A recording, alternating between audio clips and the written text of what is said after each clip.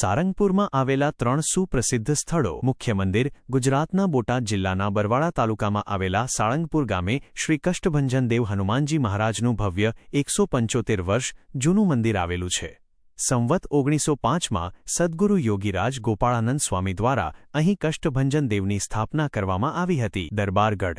સારંગપુરના ગામધણી દરબાર શ્રી જીવાબાપુના દરબારગઢમાં ભગવાન સ્વામિનારાયણે 16 વચનામૃત કહ્યા છે.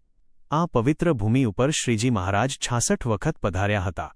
ભક્તરાજ જીવાબાપુ ભગવાન સ્વામિનારાયણના પરમ એકાંતિક ભક્ત હતા. બીએપીએસ મંદિર.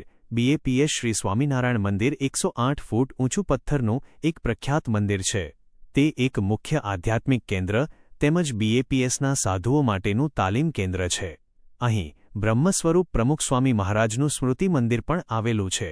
જો તમને આ વિડિયો પસંદ આવ્યો હોય તો જય કષ્ટભંજન દેવ લખવાનું ભૂલતા નહીં.